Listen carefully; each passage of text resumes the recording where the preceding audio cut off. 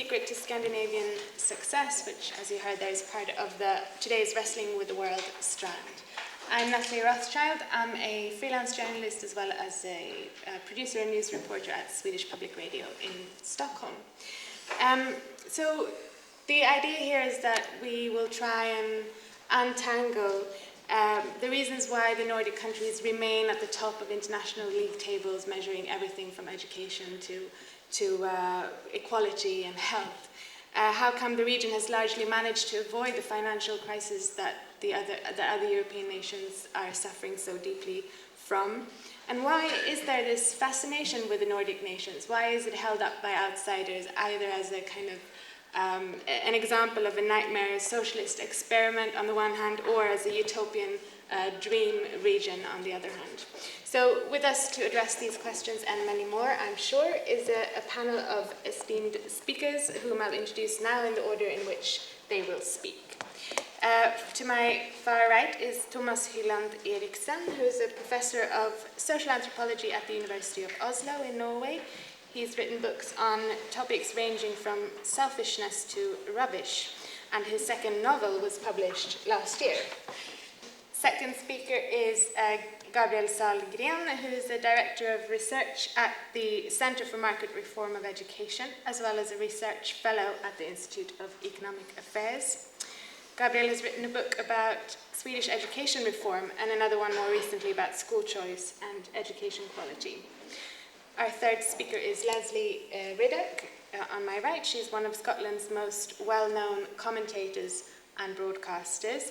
She's also the director of Nordic Horizons, which is a group that raises awareness of the Nordic model in Scotland and explores the model in all aspects of social life and policy. And finally, Bruno Waterfield, to my left, is the Daily Telegraph's Brussels correspondent and the author of No Means No. He's also a regular contributor to the online magazine Spiked. Right, so Thomas, would you like to? Yes, by all means. Thanks very much. Well, to begin with, we could ask, and one may meaningfully ask, is there such a thing as a Scandinavian model? Because if you look at those three countries, and I happen to live in one of them, what we see when we are amidst this is difference, not so much similarity.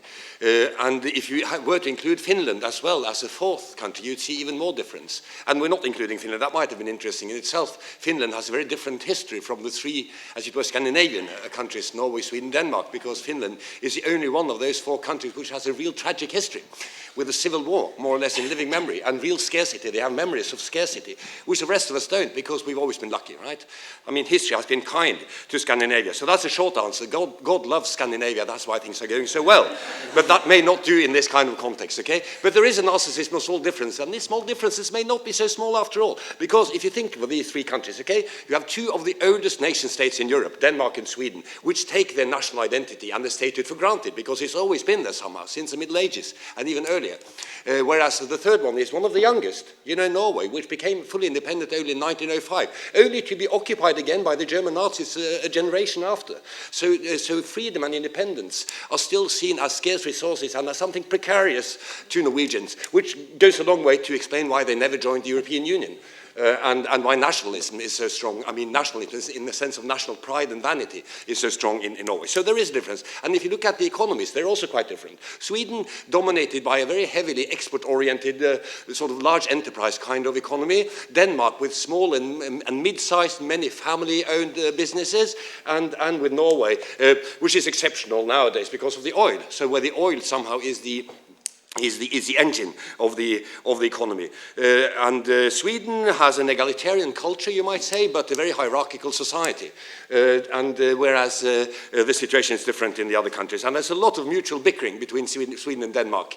You know, the Danes accusing the Swedes of being smug and politically correct and conflict avoiding, okay? And arrogant, of course. The Swedes accusing the Danes of being racist and crypto-fascists. So there's a lot of sort of acrimonious exchange going on across the Öresund, you know, this narrow sound dividing Sweden and Denmark. And to illustrate this, on the Swedish side, from southern Sweden, there's a bridge. So you see the bridge, and you can look across to Denmark, and you know that we're far from Stockholm now. They hate Stockholm in southern Sweden. But we're very near the continent. We're part of Europe. Whereas on the Danish side, it starts as a tunnel, so you don't have to see the connection with Sweden.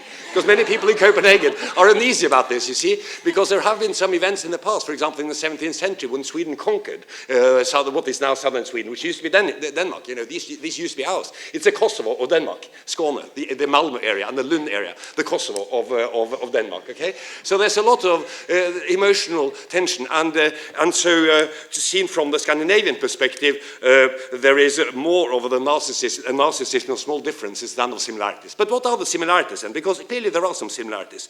And what fascinates me is that it seems as if we have reached some of the same solutions to various challenges facing modern societies, but coming from very different places, from very different backgrounds. Denmark as an old imperial power, you know, it wasn't really a nation state, it was an empire, okay, until the end of the Napoleonic Wars.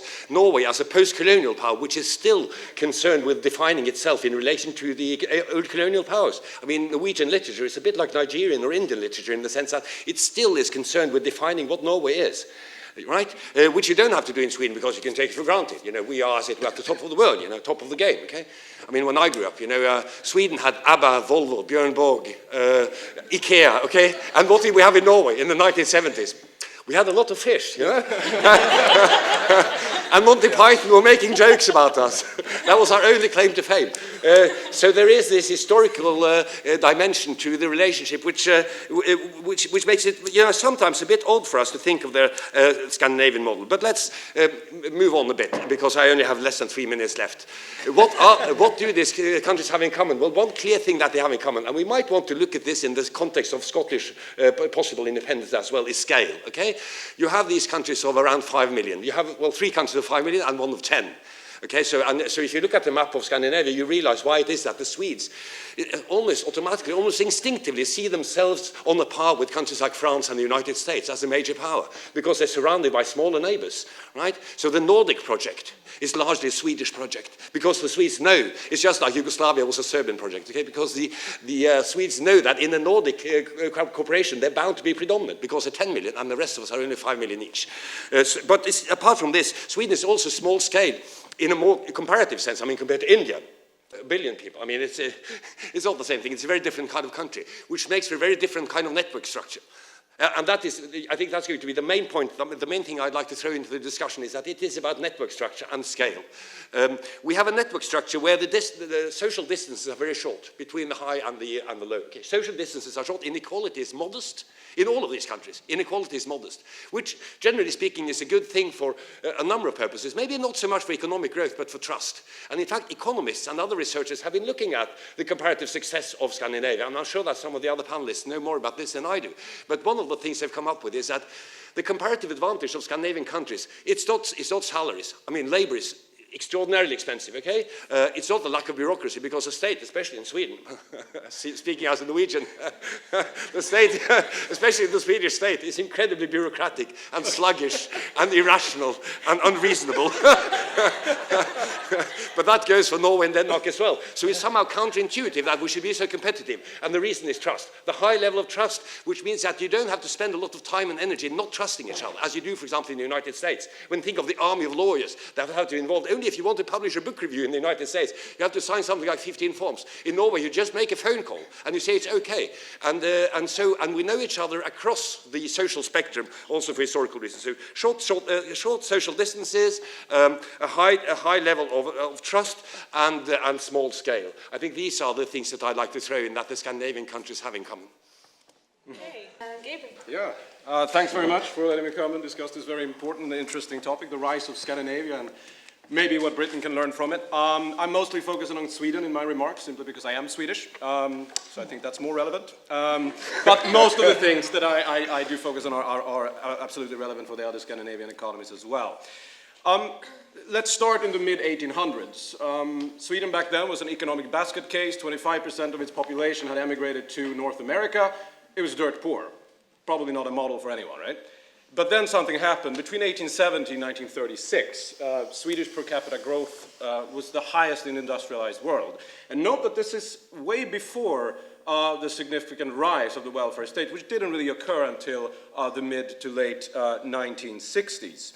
And interestingly enough, the same applies to equality. The most significant drop, according to researchers today, in inequality in Sweden didn't occur in the latter part of the 20th century, but in the first parts, between 1900 and 1950. Again, before the rise of the great welfare state. And in 1950, Sweden had a tax burden of about 20% of GDP, which was lower than the OECD average, and also basically on par with America. So, the welfare state probably kind of increased equality to a certain extent, but it doesn't seem to have been the essence for it, and certainly not for the economic growth. And the question then becomes, what is the essence of Scandinavian success? Well, things get a little bit more speculative here.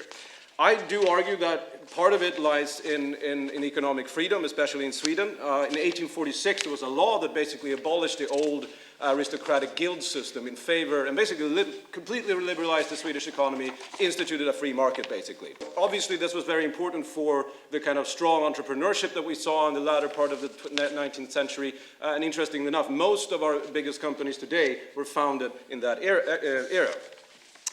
Others, of course, have pointed to a specific culture, which I do think plays a part. And this relates to the issue of trust and also why we can have social distances that are so short. Scandinavia is cold, dark, and perhaps a little bit boring as well. And this obviously has, made it very important to have a strong work ethic in order to survive, both physically and mentally, probably. And this, in turn, obviously good for growth, but also ensuring that they have a very efficient public sector. That we've had this idea that, of a Swedish and Scandinavian model of bureaucratic efficiency, that's there, but that's because it's Swedish. Another often ignored element was education. Sweden was early with compulsory education. In 1842, we instituted compulsory schooling, and this spurred the rise of educated masses throughout society. And indeed, today researchers do highlight that this increase that was propelled by that law was important for spurring growth in the late 19th century, and of course it probably was important for increasing equality as well. But then, of course, something else happened. With the aggressive expansion of the welfare state around, specifically from the late 1960s with the '68 movement, partly, there was a strong downturn in Swedish economic performance. We're talking about very, very strong regulation, extreme marginal tax rates. Some of them were actually about over 100%. A famous author of Pippi Longstocking was actually taxed 105%. She lost money by selling more books. Which was not very good for her. She was a social democrat, but she started to think something was a bit wrong when that happened. So obviously this was a period also when entrepreneurship completely stalled, and private sector job growth in the 1970s and 1980s was non-existent, didn't exist. And this situation was unsustainable, and now we come to the 1980s, and I think a more subtle secret of Scandinavian success in recent years, because Swedish policymaking has traditionally been very strongly influenced by social scientific research, for good and bad. Now, this significant expansion, aggressive expansion of the welfare state in the 1960s, that was influenced by social scientific research. But then in the 80s, when they said, okay, look, something is wrong here, we have to do something about it, economists started pointing out the flaws, a political census for reform actually grew stronger.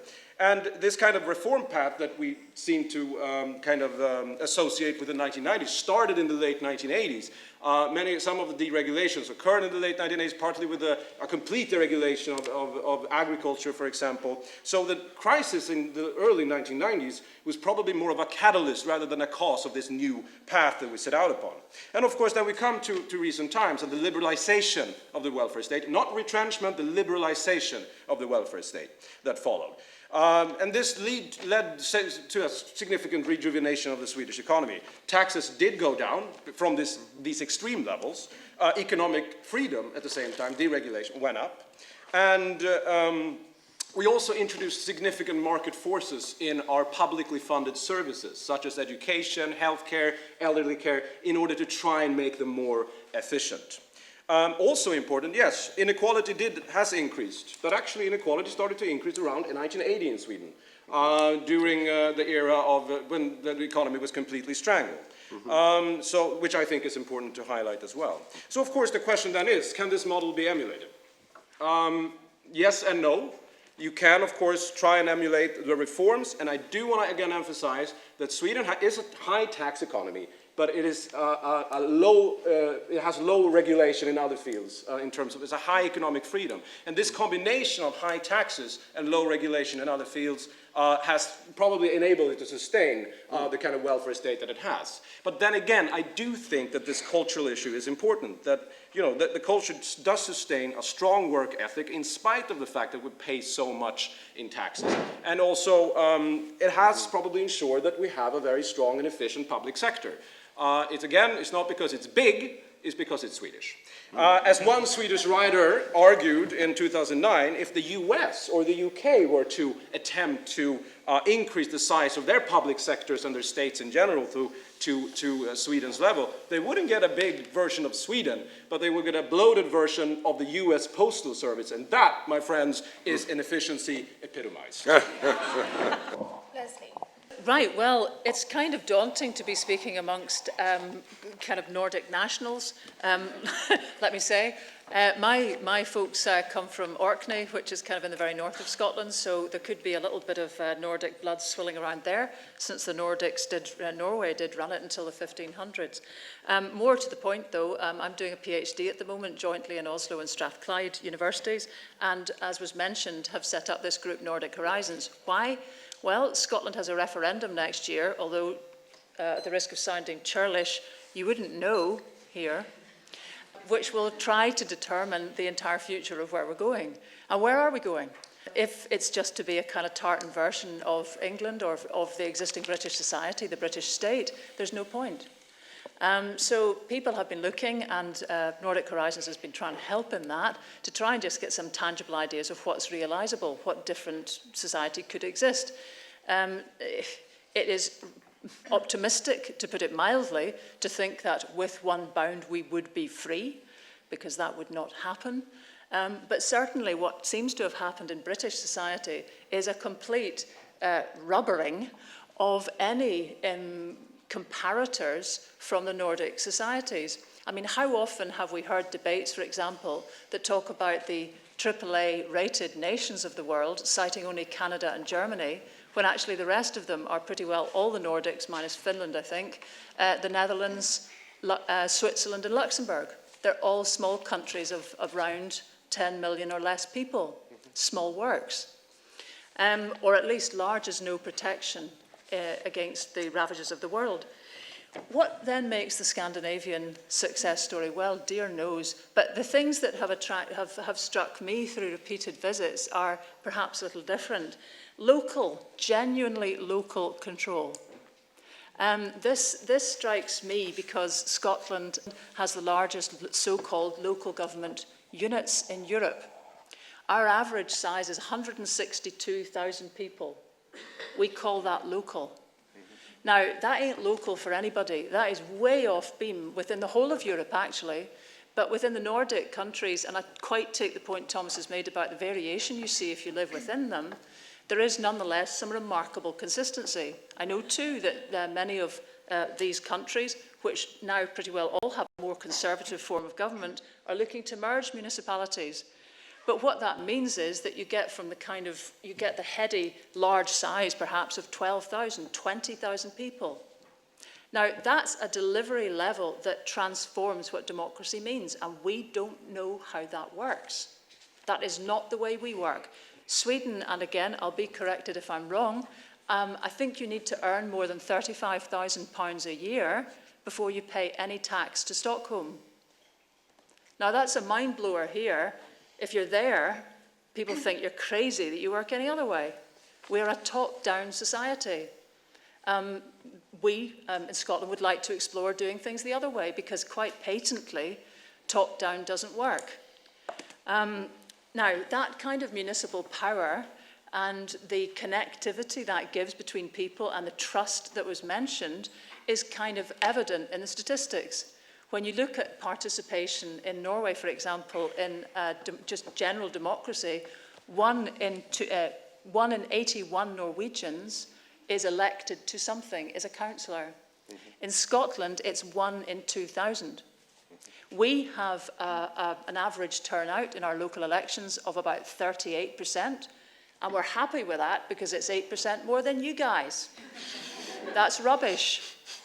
If we're going to kind of sit and compete in the gutter of democracy, that's fine. But actually, once again, it's not worth the candle of disrupting the UK for that. So that one large point there is genuine localism, and I'm even having difficulty to say the word because it has been so hijacked by David Cameron. This is powerful, local municipalities who also, for example, if we're getting back onto issues like energy, I think again in Sweden there's 91 local energy companies run by powerful municipal councils who expect to do the business for their people. And because they're supplying energy, they supply district energy, which means one boiler, one set of fixing, a lot of pipes, admittedly. But what? Instead of, a boiler for everyone in the room, and we call that efficiency? It's like an abdication at the local delivery level of where we really live, where we really are. That's Britishness. So that's a hugely attractive thing to me about the Nordics. Another thing, independent-mindedness. At the moment, Scotland is very fraught by wanting to know which way you'll vote, and there will be a moment. But what precedes any desire to become independent is independent-mindedness, that you could think, actually, that you want, above all other things, to be able to plough your own furrow. By comparison with the Nordics, Scotland has a tremendously done-to kind of culture, which will make it very difficult for us to be thinking quite the way that the Nordics do. When you look at, for example, Iceland, to bring your wee cousins in, these guys, 200, a 250,000 of them, kind of a tiddly island alone in the Arctic, decided to go for independence in 1944 when Denmark was occupied. It's crazy. I'm told by Norwegians the reason that the Icelanders are crazy is because they have half Celtic DNA. The Nordic bit, you see, would have kept them on the straight and narrow. We're the Raj bit of the equation. Fair dues. But, that kind of, nobody was sitting calculating would they be 500 quid a year better off. There was, in all the Nordic states, a decision to go for it. You guys, Norway, had a referendum in 1905 because the King of Sweden couldn't believe you wanted to go. And I think the result was something like 300,000 for, 184 against. Now, that means there was an independent-mindedness already in there, which only needed an opportunity to be seized. And the third thing I'd like to say is land. Now, that's a key thing, too. In 1814, when Norway had the opportunity to create a constitution, it gave landowners the vote. That same measure, largely speaking, resulted in our reform bill giving something like 5% of Britons had the capacity to vote after the reform bill in 1832 with that same measure. When the same thing happened in Norway, 45% were able to vote because so many men owned land. Now, that is a game changer. Again, in Scotland, we have a situation of feudalism still. And I'm not blaming anyone but ourselves for that. We could have changed it and didn't since devolution. Yes. But we have a situation where we have 1,000 people own 60% of Scotland. Now, this is just non-comparable. So for us, the sort of rigor and the discipline of trying to even think that you could achieve some of the underlying structural change that would be needed to produce the low-hanging fruit that everybody's keen on picking in Scotland would be enormous. Thank you so much, Bruno. So I'm going to be a bit more negative, and I'm going to look at, for me, in my remarks, the real significance of the Scandinavian, or more accurately, I suppose, the Nordic model in Britain is as an inspiration to the elite. With its high taxes, generous public services, and gentle public life, the Nordic countries are, quote, a nirvana, and that's Polly Toynbee's word, for those like her who would like to refashion Britain and the British people, a nation she describes as semi-anarchic and filthy, in the image of Sweden or Denmark, or whatever country fits the puritanical or bossy fad of the day. Of course, the use of a Nordic model need not rely too much on facts or analysis, as people like Toynbee use the Scandinavian utopia in a culture war to reshape Britain against the grain of society. They want to remake it. They're not really interested in Scandinavia. They're interested in reshaping Britain and the British people around their prejudices in the image of middle-class prejudice, ready to pay higher taxes. After all, a lot of the British middle classes work in public sector, higher food prices, more obedient and less prone to vice, such as drinking, in an order where the state takes on the role of social engineer. Writing this summer to extol the benefits of the Swedish model, Polly Toynbee wrote, "Tax is the price we pay for civilization." Last year, again on taxation, she wrote, "I want Britain to aim for the social and economic balance that thrives in Nordic nations." But I want to ask, is the Nordic tax model so balanced or civilized? So let's take a quick look. Like most Europeans, Britons in opinion survey after opinion survey believe that the rich and the capitalists, people who own factories or run businesses, should pay more, should bear the brunt of funding public services. Britons are much more hostile to policies that increase general rates of taxation or lead to higher costs of living, putting the squeeze on incomes via taxes on consumption. Contrary to myth, the Nordic tax system, while it does hit higher earners, as does the French system, disproportionately weighs on lower incomes with higher consumption taxes, which are regressive because they impose more of a burden on the poor rather than the rich. So for Sweden, direct progressive taxation on high incomes, or on incomes full stop, is, using 2011 EU figures, 18.7% of GDP. Indirect taxes, VAT and consumption levies, that weigh on the poor the most are 18.6%. That's the highest sort of equivalent rate in the European Union. In the UK, and I'm not extolling the UK as the model, the ratio is 15.9% direct taxation, which is progressive, and 13.6% progressive consumption taxes. In Sweden, the implicit tax rate on capital and capital business income is 47.8%. In the UK, it is 54.6%. Britain taxes capitalists at 6.8% higher rates than Sweden. The implicit tax rate on consumption and households in Sweden is 4.2% higher than Britain. So civilised, poor people pay disproportionately, and households stump up almost as much as the capitalists to fund the Swedish welfare model. In the UK, tax rates on capital is 16.8% higher than on living. In Sweden, it is only 5.8%. The Swedish tax system is less redistributive in terms of income than the UK, actually. VAT rate, for example, in the UK is 20%. It's 25% in Sweden, Norway, Finland, 24% in Denmark.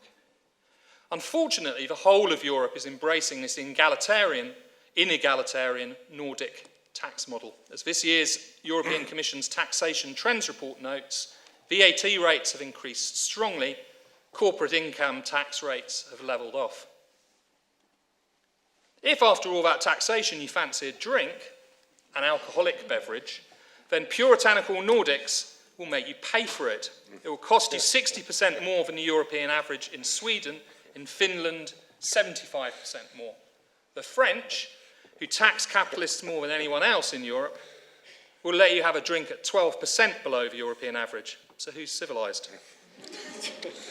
In Britain, where the Nordic mongers are very shrill on the issue of alcohol, the price of a drink is now 43% above the EU average. That's 3% more than Denmark, for the record. And actually, people like Leslie would like to see the cost of a drink go up by 20% to 30% to bring the British in line with the Nordic model. But surely the public services are, as Polly puts it, a nirvana. Think again. The Swedish welfare model is less than civilised if you believe that, as I do, that the state should represent and serve its people. In Sweden, the state is there to engineer and mould the people. The Swedish Social Democrat pioneers, people like the Myrdals, saw social planning as being about engineering. the souls of people via intervention primarily in the family. This was a big departure from traditional social democracy and socialism that saw social planning as a tool to reorganise the economy or to redistribute wealth. Gunnar Myrdal described Sweden as a population laboratory as he and other white-coated social scientists set out to engineer the people.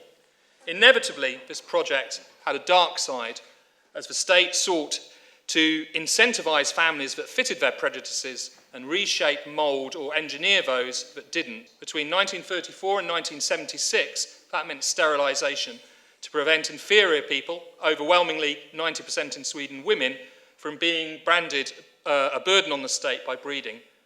Over 60,000 Swedes, 40,000 Norwegians and 6,000 Danes were sterilised for hygienic reasons in the Scandinavian population laboratory. And contrary to much received wisdom, this wasn't some sort of 1930s Nazi-style hangover. It took off in Sweden, where they sterilised 62,888 people in the 1950s, after the horrors of Nazi Germany were well known, as they shifted to child allowances and family benefits. They started sterilising people who they saw as socially unfit, which could be going to a dance hall. So I just want to end. I haven't got enough time to really go into the detail of what this meant. This dark side should be a lesson against the dangers of a Nordic social engineering model, but sadly it isn't for the Scandi cheerleaders in Britain who want to re-engineer the British people. Thank you.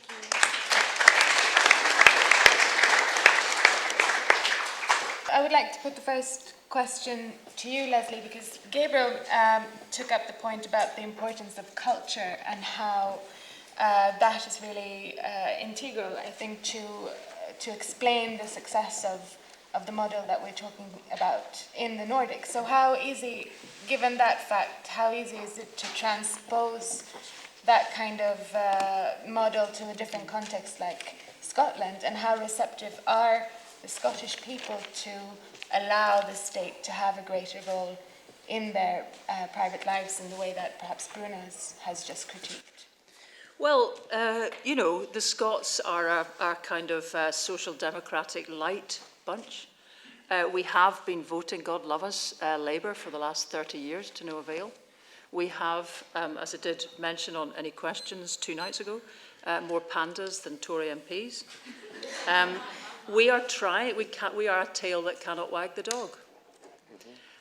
So that's a bit of a conundrum. I mean, interestingly, a libertarian who was on that panel actually supported Scottish independence from the point of view of letting 1,000 flowers blossom, but also recognised there was a different political culture.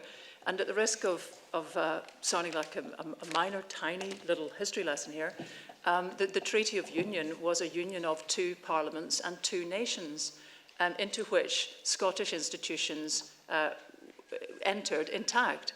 So we have got a different education system that is much more broadly based. We have a legal system which is based on Roman law, not on common law. We have different fundamentals, which are not us trying to be difficult. It was kind of like that. And that's the deal we took into the Union. So we have a different Scottish way of doing things, which has been sitting slightly masked beneath a British way of doing things for some time. Is it Nordic? No, because there's too much inequality. We have appalling inequality. We have sub-East European health outcomes. We talk a good game, for sure. I mean, Robert Burns, our national poet, is always talking about, his poetry is full of these aspirations which many other nations use. They were put so beautifully. But when it comes to actually the dynamics of our lives, inequality has been written into pretty well every aspect of life. We're, I think, up for trying to do something about that, but, we can't switch on, you're quite right, we can't switch on quickly the independent-mindedness that allows you to think that human capacity is the main thing that needs investment on in this life. And again, if I was to say one last thing about the comparisons, I see us constantly looking at investment as a kind of shovel-ready project issue, Whereas I've been to various Nordic states and marvelled actually at the crap nature of the roads, Norway particularly. Here they are with the highest GDP in the world practically, and the roads are shocking. That's not important, because what they do is kindergarten from the age of 1 till 7 at a maximum of £200 a month. Anyone of an age in here with children, do the maths. Now, which are you going for? And what we would like to go for is putting human capacity, human investment top.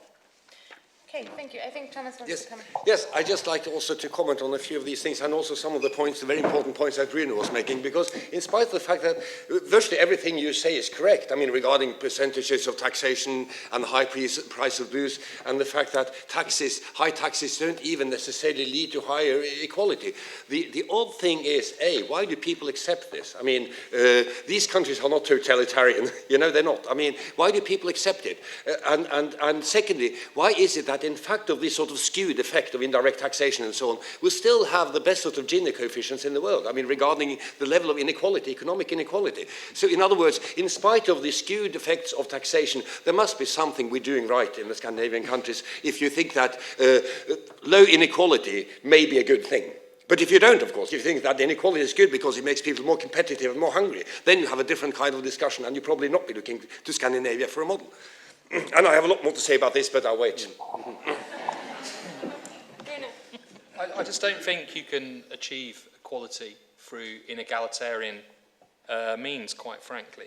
I think that the regressive nation of taxation systems that currently operate in the Nordic models are problematic in those regards, full stop. And it's no accident that some of the widening of inequality that has taken place dates from sort of the time that in consumption targets taxes were brought in, and that's something that the Nordics have pushed very hard. I don't also think you can tackle inequality through hierarchy. I see equality fundamentally differently. I see equality as something that levels out hierarchies and strips hierarchies down. And I do think, I'm going to go back to this again and again, that when people talk about the Scandinavian model in Britain, and I think the Scandinavian model does work in many ways, if you look at GDP, if you look at investment rates and all the rest of it, when British people are using, and Scots are using the examples of the Scandinavian model, they mean something else. They mean a culture war against the British people. So Leslie, you've written yourself about the problem of the Scottish people who just won't accept the idea of minimum pricing on alcohol because they have a live for the moment kind of culture. A lot of people who worship the Scandinavian model do so because they're essentially unhappy with the people that they've got to work with, and really they'd like to change them. Now, I'm not saying that Swedes, I know a lot of Swedes, they're certainly not people who are sort of easily pushed around, but there is a problem in Sweden with this hierarchical top-down social engineering structure, which is why the sterilisation took place, why it took so long, and why it was not finally, it wasn't exposed, there wasn't outrage. It stopped in 1976 because essentially medical sterilisation through operations had become obsolete. There were chemical injections that were given instead, or compulsory abortions. That's why it stopped. It was exposed 20 years later by a Polish Jewish writer who was widely criticised in the Swedish press for having the affront to be a foreigner. I mean, you're speaking as if you had Joseph Mengele working for the Swedish state. It's not quite what it was, you know. It wasn't enforced in the way that you seem to intimate. If you refuse to let people out of care homes until they're sterilised, if people are sterilised for going to dance halls because they were labelled as sexually promiscuous, if you're sterilising 15-year-olds, full stop, I would say that's a bit of a problem. And I think that one of the things that was accepted in the debate following 1999 was that the idea that these sterilisations were in any way voluntary was just quite simply a lie. I think Gabriel wants to. Yeah, just briefly on the sterilisation issue. I mean, surely Sweden has a dark history. The Nordic countries have, definitely have a dark history. One of the biggest eugenic centers, the biggest eugenic center in the world, was in Uppsala University. The Social Democrats and the Green Party were very much involved in this. This is before the war, and Nazi sympathies and all that stuff. Sterilisation, yes. I mean, this idea. I mean, this is an old view, though, of Sweden. This is not Sweden today, I would say.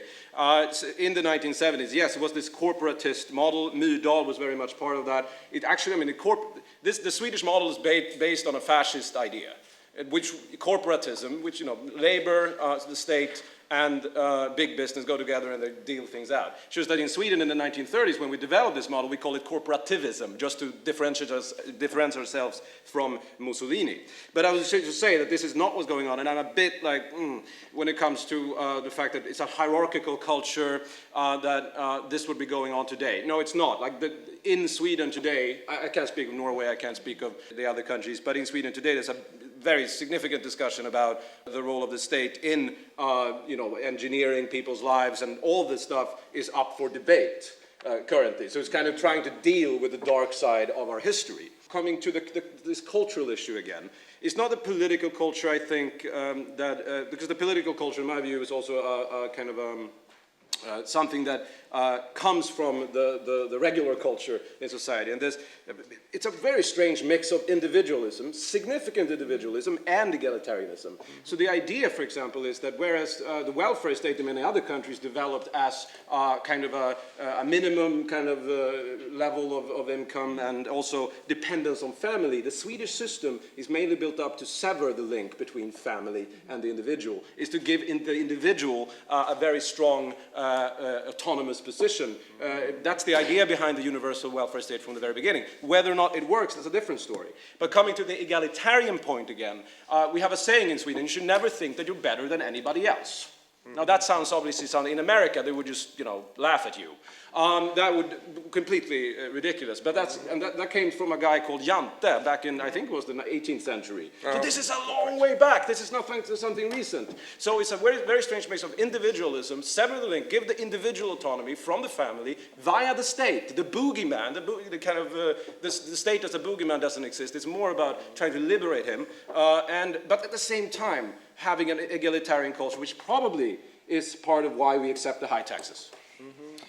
Well, for me, it's also, if I may add something, that the image of Sweden and of Scandinavian Sweden is what I know best, obviously, and the lived experience of being there is very different. You have an idealized view of life, and you can bring up policies that you mentioned, for instance, but it has, at the same time, a very strong feeling of atomization, you know, of kind of an antisocial tinge to it. Yes. And so is that something that you recognize in other Scandinavian nations as well? And then is that maybe something that they share? Because you were talking about the differences, that we have to recognize the differences. Yeah, it's very interesting. And perhaps it's, as Gabriel mentioned, the reason why Swedes are willing to trust the state so much is because the state has had that role of replacing dependence on one another, on human beings, family members and neighbors and so on. Yes. And so it steps in to take that role.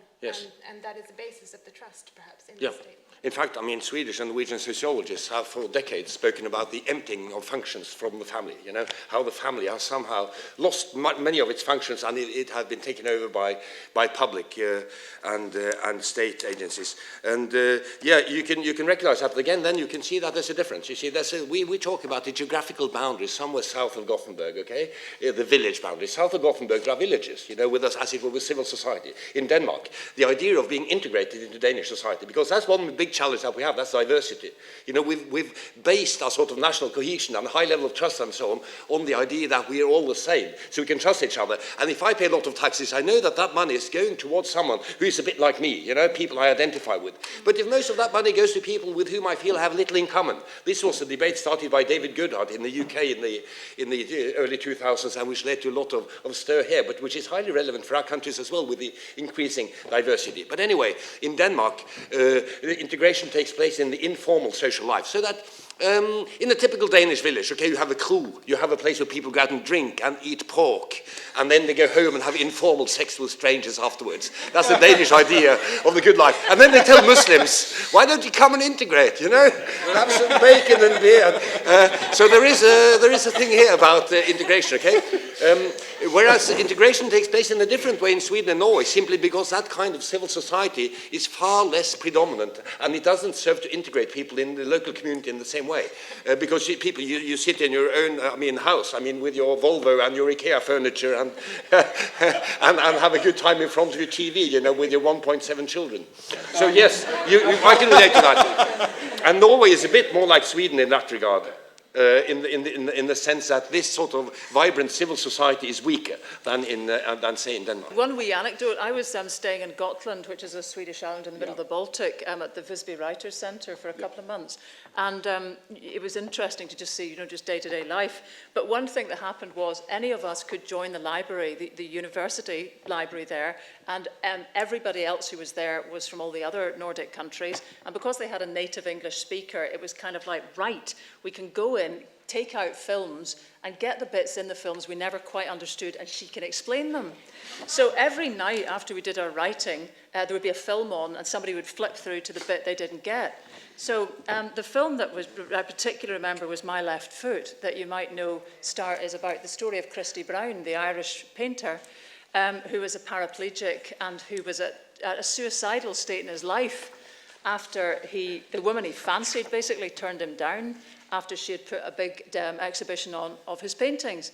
And there's a bit in the film where his mother basically realises that the guy needs a room of his own. He's in with 4 of his brothers, such as the poverty of Ireland at the time. So she gets out on her hands and knees and is down on the ground in a wee patch at the back of her house, scratching out the foundations of a room for Christy so that he would have somewhere to stay. And he is so it's love. And he is so moved by this that even he brings himself down and starts trying to make something that resembles clay to put the bricks together. When the men of the house come home, they're all brickies, and they say, oh, we can do this, and they move on and do it. And the Swedes in the group said, that would never have happened here. It would never have happened in Sweden because we don't care enough about our families to do that. The state would do it for us because the provision would be good. And I've got to say to you, with a choice, and I grew up in Ireland, with a choice of the appalling grinding poverty of the environment that created Christy Brown, or some sort of state provision, I think I know which I'd choose. Yeah, now, if that's what you want to get to, that the solidarity, and it has been that, the only reason many of us have survived are the products of parents and grandparents who have survived appalling inequality and poverty in this country.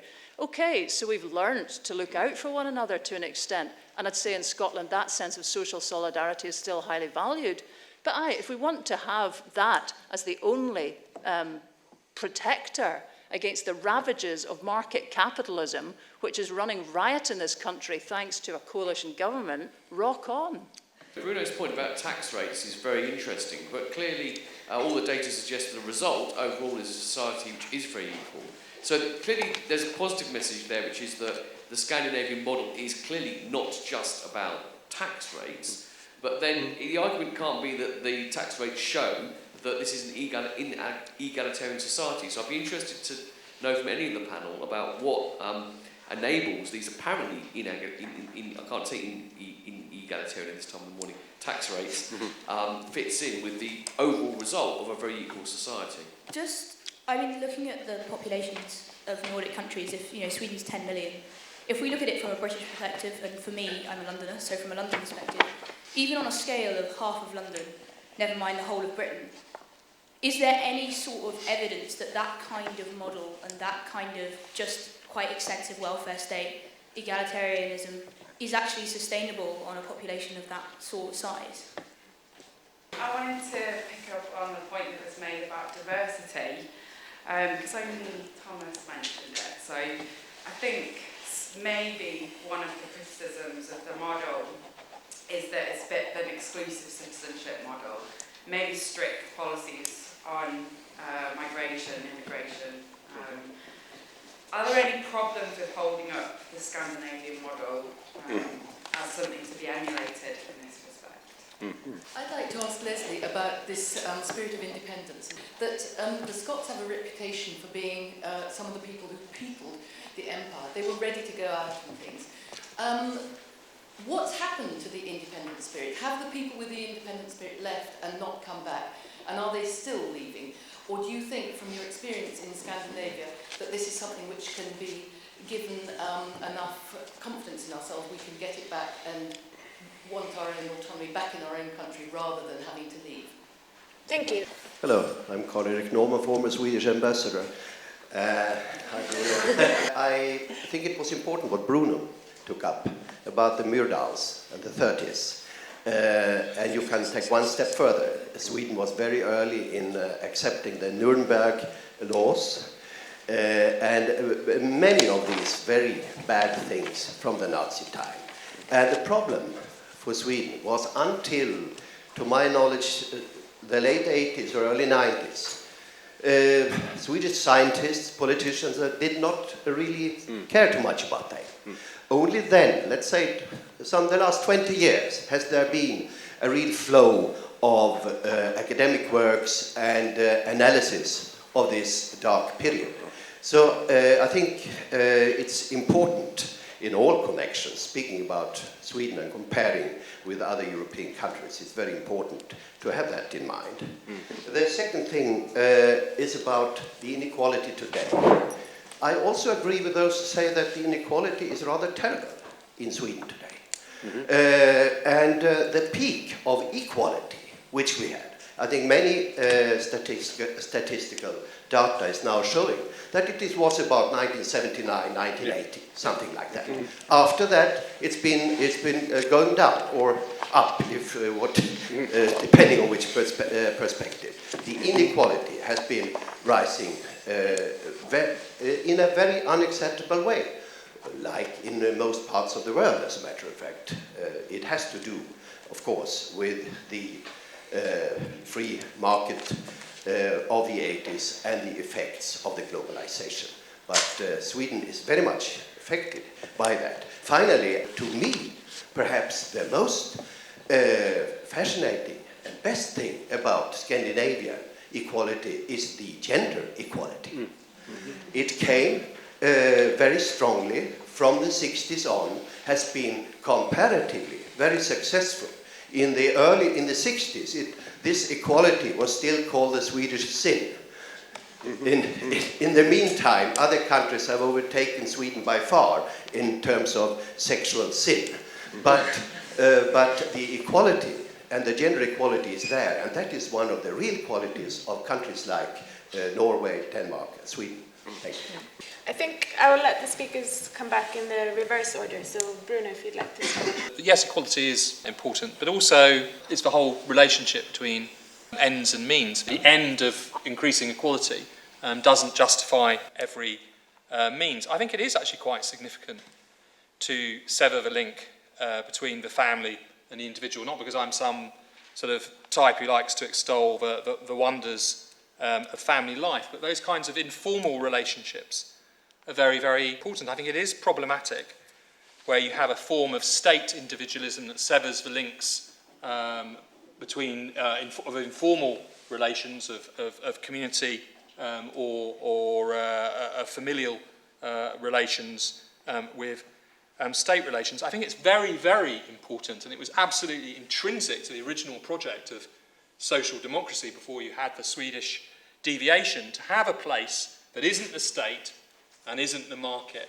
Cooperatives, trade unions, and a public political culture that can hold both the state and the market to account, because it's in that informal realm, in that public realm, that you get a contest. You get the contest over ends, and most importantly, you get the contest over means, because to suppress that public space is, I would argue, to destroy any legitimate end. And it's very, very telling that, unfortunately, in these equal and with high levels of consensus societies, that you could have this program of sterilisation, which really took off in the 1950s and the 1960s, so after the war, without anybody saying anything about it. It took an outsider to point it out, an outsider who was vilified. And it's actually this high consensus and lack of a public sphere, lack of a sort of contested, raucous public space, which is what some of the British people who like the Scandinavian model actually worship. I'll just end on a couple of Polly Toynbee classics. So she's opining as to why Britain isn't like Sweden. We were so brutalised by our filthy right-wing press How could we turn gentle like them? 2006. It needs citizens who want to travel that way. It needs trust in government, which semi-anarchic Britain and its poisonous right-wing anti-state press forever undermine. So one of the attractions to the middle-class intelligentsia in Britain of Sweden is a country where individualism is state individualism, and this raucous, filthy, contesting public space is eliminated. The fascinating thing about Scandinavian countries is that they are so different. Yes, there is a consensus, there's a drive to consensus in parts of the Swedish public sphere, which has some disadvantages. I entirely agree with this. But look at Denmark, which, I mean, where they really enjoy the quarrel, the argument, the extreme disagreement, you know, where they really revel in being as different as they can in the public sphere. I'd just like to comment on two things. Taxation. Why do people in Scandinavia accept paying these high taxes if they don't contribute to increased equality? Well, I think in many people's minds, we do have a progressive taxation system on income tax. And it works up to a certain point. It works up to, say, the upper middle class, okay? Whereas the upper middle class and the upper class pay as much or as little as they care to.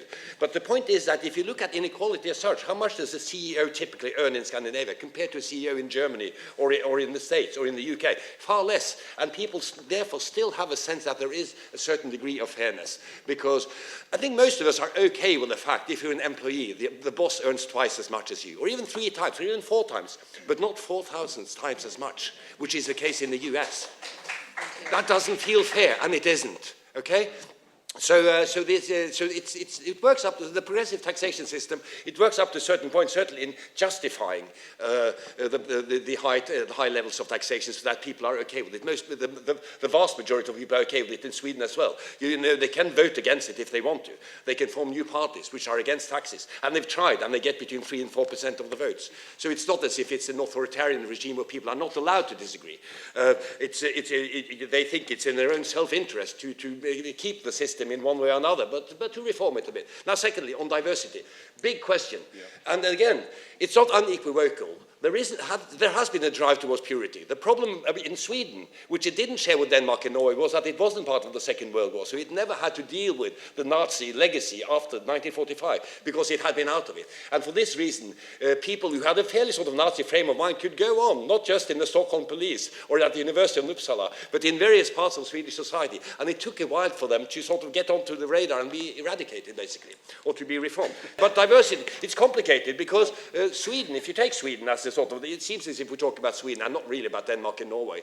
They were foremost in fighting apartheid in South Africa. Okay? They're world champions in solving other people's problems, and always have been, you know. And also, that's one reason why certain people like Bruno don't really like the Swedes, because they're so smug and self-satisfied and have all the answers to other people's problems. And there is some truth to that, because it's easy. You could just say, well, problem of India, you just become like us. Get 10 million people with a different history, and then you'll be okay, and less poverty. So, but it's more complicated than that, because it's not really true that we've had very restrictive policies on immigration, considering the fact that we didn't have colonies. So there was no sort of automatic movement of people from certain parts of the world. I mean, like from India and East Africa to Britain. Okay, but in Norway today, I mean, between 12 and 13% of the population have a minority background. In Sweden, it's similar. And in Sweden, this is becoming one of the main challenges, you know, to the cohesiveness of Swedish society, with the recent riots, with the general disgruntlement among many minority youth who feel excluded, and so on and so forth. Real challenge to trust and to the future of the Scandinavian model. Yes, I mean, I agree with that analysis in terms of that it is a challenge. There is research showing that a program in the late 1980s, when we started to see a significant influx of immigrants in Sweden, and basically randomly kind of allocating people to different neighborhoods in order to sustain some form of or decrease segregation. That actually led to preferences for redistribution among Swedes to go down. So there's other research also showing that ethnic heterogeneity decreases trust. So this is a question. In 1980, I think 1% of our population was born outside of the OECD countries. Today, 10%. Are born outside of the OECD countries. Can this model be sustained with a high degree of immigration? I think so, but it is one of the most, I think, important questions that we have to grapple with today. In terms of this kind of, how can an egalitarian society be sustained because of taxes, and is it because it's small? Well, yes, you know, Aristotle had this idea that it was small and cold was good for trust. Regarding the history, I think it's important to bring in the history of the welfare state. The welfare state developed in countries differently, partly because of different coalitions. In Sweden, the coalition was between the peasants and labor, and then basically they could buy support. I can't remember exactly how they did it, but they bought the Green Party support and the peasant support labor in favor of this kind of universal welfare state, in order to make sure that the middle class opted into it. And that's why the middle class sustains its support for the welfare state, and richer classes, because they get a decent service out of it. Right? In England, of course, the coalition was with the middle class, and then they had to have this means-tested welfare state. In Germany and in France and in other countries, the welfare state grew from a coalition of more kind of remnants of the aristocracy. Again, very, very different. It became more family-based. You know, you just didn't make it in time. Because this is very difficult to change today, of course, because we already have a universal welfare state, you already have a means-tested welfare state, and how are you going to make the middle class to opt in England? That's a crucial issue. When it comes to the inequality as well, it has been increasing since the late 1970s. But I do also think that was partly an artificial low level of inequality. As I said, I mean, part of this, why Sweden could sustain, to a certain extent, growth rates throughout the 1960s, it's only 1972 or something like that, where we see stagflation increasing and all, was part of the boom during the war years, and the fact that we built up Europe afterwards, partly, with our export industry. But after that, I mean, even Gunnar Myrdal complained in '79, it's like the tax system isn't redistributive anymore, because it basically incentivized all the rich people to use these loopholes and basically engage in tax evasion and tax avoidance. And that was, you know, as I said, inequality started to increase in 1980. Sweden was not a very liberal place in 1980. You couldn't own your own telephone, for God's sake. No, it's true. It was the state who owned your telephone, and you couldn't legally remove it from your house. And actually, it was a funny episode when the Swedish center-right leader bought a telephone and imported one, God forbid, from Singapore, a very high-tech, cool one in 1984, and he was fined because of it. And then people would say, okay, come on, guys, you know, something is wrong. So I do think that this, the Swedish model was, in 1979 and 1980, it was simply too equal, it was simply too statist. It had turned it wasn't a middle way anymore, it was a significant left. In 1976, as you know, löntagarfond, this idea of socializing profits, we almost went down the route of full socialism in 1976. When the Social Democrats said, okay, what we're going to do after the election is to say, we're going to put all the profits into a specific fund for wage earners to distribute them amongst them. That is, I mean, we basically come very close to this kind of slide towards socialism. Schumpeter predicted in his argument in Capitalism, Socialism, and Democracy that eventually there will be no capitalists left to defend the system, and the democratic socialist parties will abolish it for them. But then something happened. 76 is the breaking point when the Swedish people said, no, this is too far, we don't want to do it. Picking up the point that Bruno made there about Polly Toynbee's thing about whatever it was, raucous, whatever. I don't know if any of you watch Wallander. I personally can't abide the raucous Kenneth Branagh version because it's all about him. It's when you see the Swedish version, somebody sometimes, apart from him, solves the crime. Sometimes there's actually teamwork. Sometimes other people in the corner have a good idea. And actually, you know, there writ large is a sort of bit of a theme of what I've found when I often go. And there's a couple of things I'd like to really pick up here. Services, I think, excellent services are probably the reason that people tolerate high taxes. I was in Skåne, actually, and the Swedish consul Torvald Colliander, who comes from Ängelholm, he took me to an old folks' home, which is where his mother lived until she died. His name's down for it in his local area. Recent surveys have shown that care for old people is the best in the world in Sweden. And you can expect to go to a council-run local home, and it will be brilliant. Now, that's kind of not nothing to pay your taxes for. What we're paying our taxes for is rubbish. You know, to wit, what we saw recently, the shocking examples that just keep coming out day after day after day at the moment of the Sussex care home where people consistently lied about what was going on in their homes. If you want to look, you can look in each of the different nations. The Finns have the best education system. They don't have the system that the English are embracing at the moment, which is testing your children to destruction. You know, there are many reasons that you might want to pay tax when you see something successful at the other end. I'm a Scot with a sort of bit of a Northern Irish accent. Lionising, if you like, a Nordic model, whereas the Nordics are a bit more, it doesn't really kind of always work like that here. But then that's always characteristic. You see the gaps in your own society. Looking at from the perspective of what to me is a pretty broken Britain at the moment, and looking, do we want to vote another set of people in who'll just change it, shuffle the cards a bit, or have we got some things fundamentally wrong?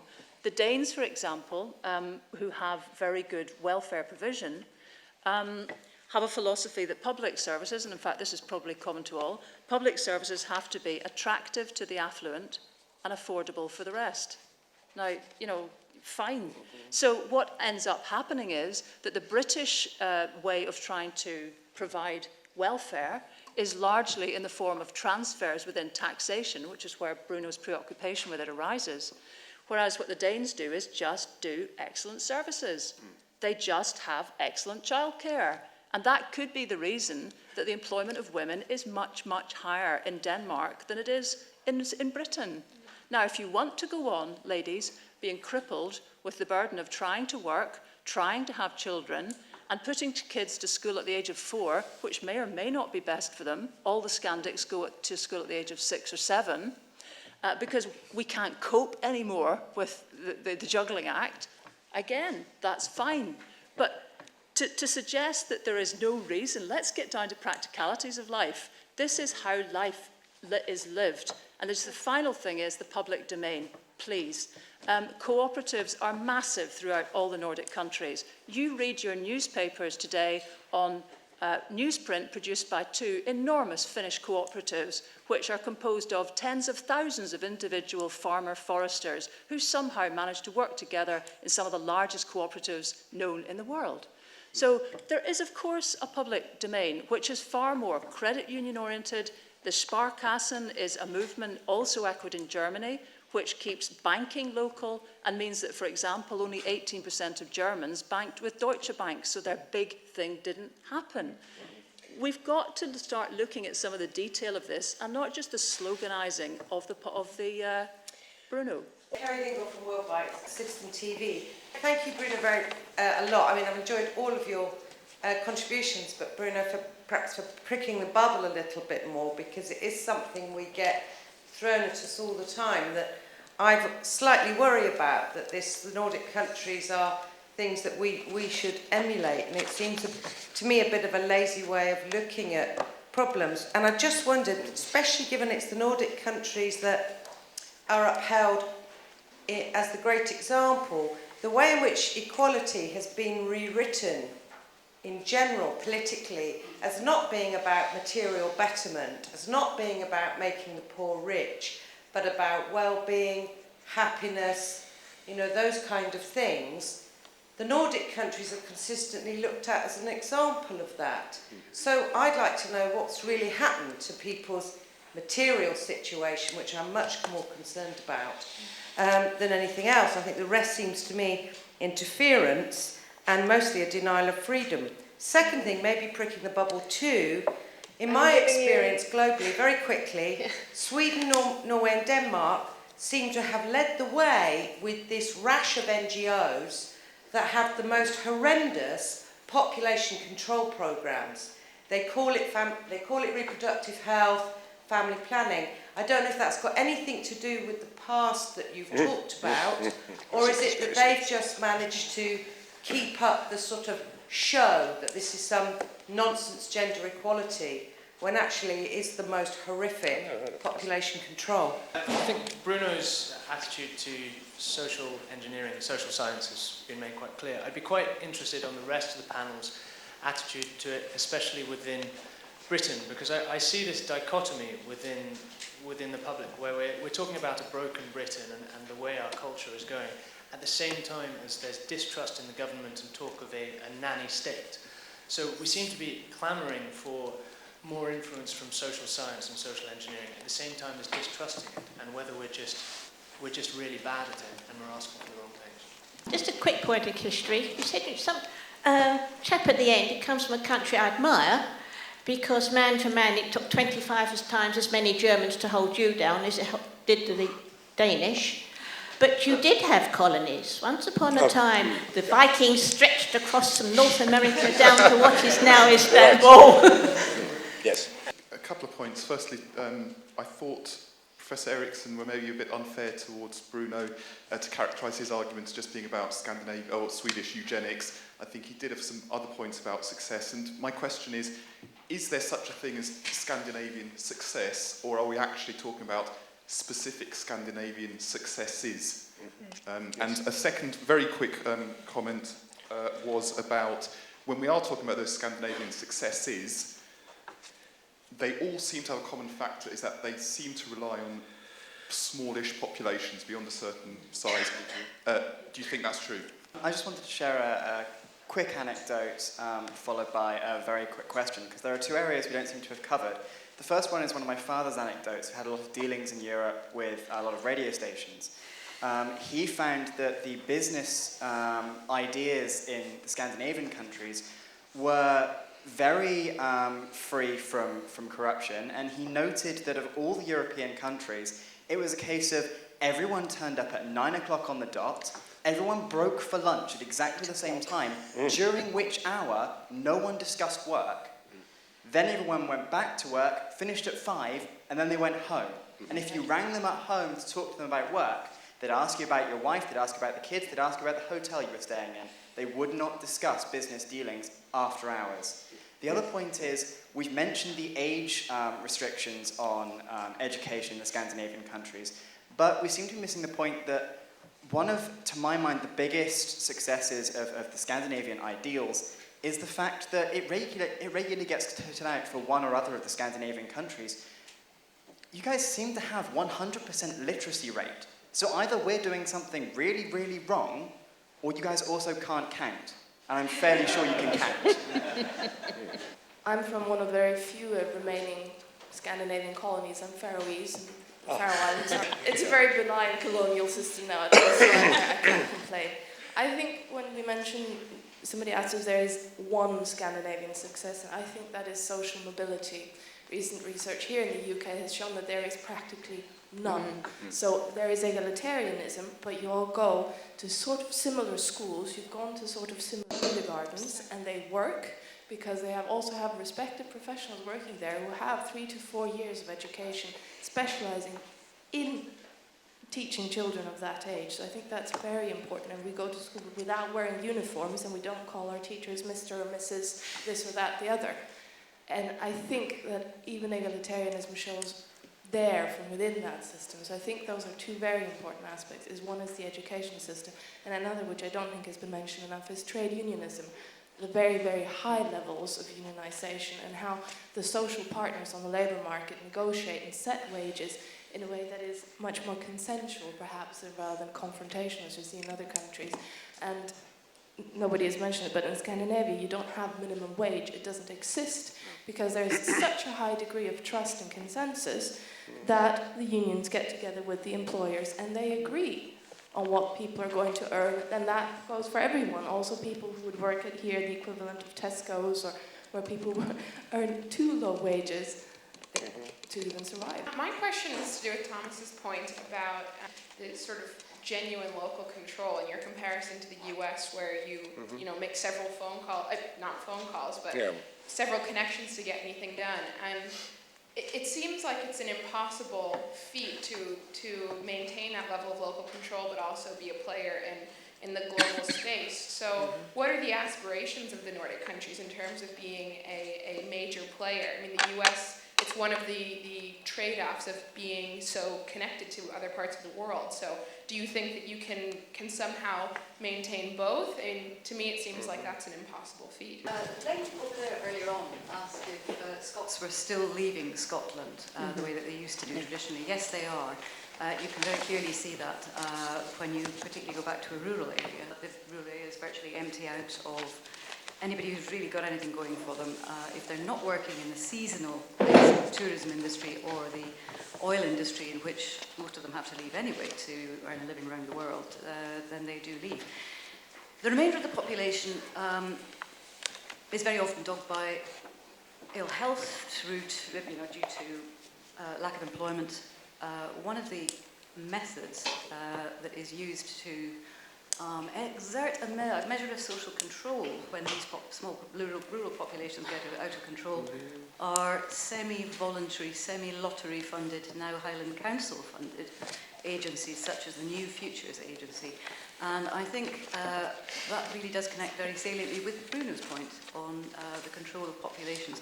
There is a very good mechanism in there for exerting influence over future populations, one worth keeping an eye on. Thanks for all your comments. Obviously, we won't be able to respond to all of them here, but I think the point about smallish populations, it's important. It's a necessary but not sufficient condition, okay, to get this particular kind of cohesion. I mean, Libya has also 5 million people, okay? Lebanon has less inhabitants than Norway. So it's not a necessary condition. You need to have a number of other things in place as well. And this also means the fact that the smallish population has something to do with the kind of network structure you get, that you get vertical solidarity, okay?